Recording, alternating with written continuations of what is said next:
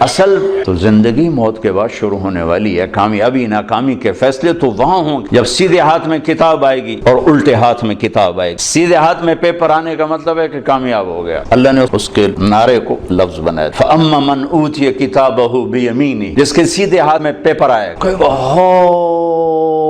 اقرؤوا کتابیہ، وہ نعرہ لگائے، وہ کہیں گے میں تمہیں کیا ہوا؟ وہ کہے گا اقرؤوا کتابیہ، میرا پیپر دو، میں کامیاب ہو۔ وہ کہیں گے تو کیسے کامیاب ہو گیا؟ وہ کہے گا انی ظننت انی ملاق حسابیہ، مجھے پتا تھا میرا پیپر ہونے والا، میں تیاری کرتا رہا۔ اوپر سے اللہ کلام میں شریک ہوگا، فہو فی عیشۃ راضیہ، میرے بندے کو اعلیٰ زندگی مبارک ہو، کہاں؟ فی جنت عالیہ، عالی شان جنت میں، ہنیئا۔ جس کے الٹے ہاتھ میں آئے گا وہ مارا گیا، کہے گا یا لیتنی لم اوت کتاب، او میں مر گیا، او یہ پیپر مجھے کیوں پکڑا دیا، مجھے تو نہیں پتا تھا کہ یہ دن دیکھوں گا اور یہ حساب ہوگا۔